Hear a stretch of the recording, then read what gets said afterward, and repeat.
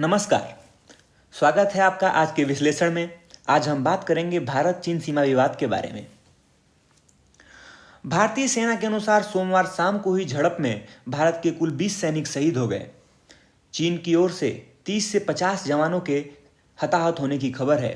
हालांकि चीन ने ऑफिशियल फिगर्स देने से इनकार कर दिया है। इंडियन इंटेलिजेंस इंटरसेप्ट्स की माने तो कुल 43 चीनी सैनिक इस झड़प में मारे गए, जबकि अमेरिकन इंटेलिजेंस के हिसाब से 35 से ज़्यादा चीनी सैनिकों की मौत हुई है। आइए समझते हैं क्यों, कब व कहां हुई यह घटना। दोस्तों, पिछले एक महीने से ईस्टर्न लद्दाख इंडियन और चाइनीज सेनाओं के बीच में एक स्टैंड ऑफ जोन बना हुआ है। जैसा कि आप देख सकते हैं, यह एक सब जीरो टेम्परेचर का जोन है जो कि 15,000 फीट सी लेवल से ऊपर है। इस स्टैंड ऑफ को खत्म करने हेतु जून 6 को हुई लेफ्टिनेंट जनरल स्तर की वार्ता में यह निर्णय लिया गया कि दोनों सेनाएं कॉन्फ्लिक्ट जोन से 5 किलोमीटर पीछे जाएंगी। इस एग्रीमेंट को इंश्योर करने हेतु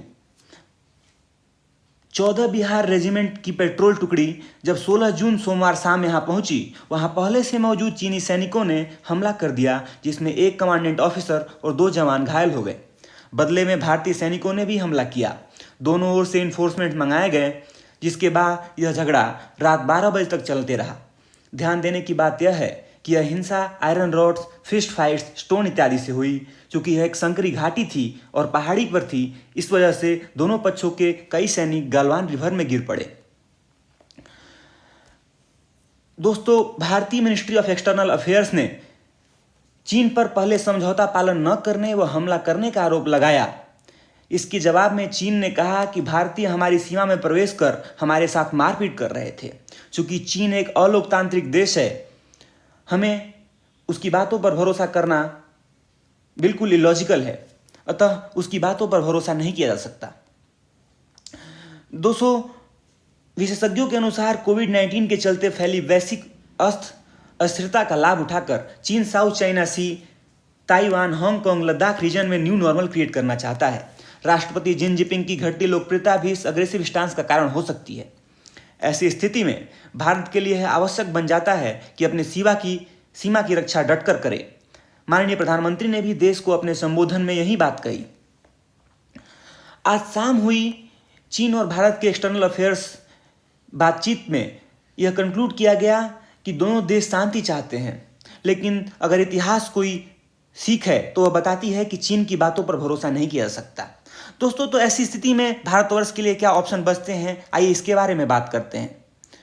यह परम सत्य है कि भारत स्वयं को एक वैश्विक शक्ति के रूप में देखना चाहता है, परंतु यह भी कटु सत्य है कि वर्तमान स्थिति में हमारी अर्थव्यवस्था वैश्विक शक्तियों जैसे कि चीन, अमेरिका के मुकाबले बहुत कम है। ऐसी स्थिति में युद्ध करना निश्चित तौर पर हमारा प्रथम ऑप्शन नहीं हो सकता। दोस्तों, एक इंग्लिश सेइंग है, hide your strength and wide your time, अर्थात अपनी मजबूती को छुपाओ और अपने अच्छे समय का इंतजार करो। हमें स्वाभिमानी होकर अपनी सीमाओं की रक्षा करनी चाहिए, लेकिन इसके साथ ही साथ अर्थव्यवस्था की मजबूती पर ध्यान देना चाहिए और अपने अच्छे समय का इंतजार करना चाहिए।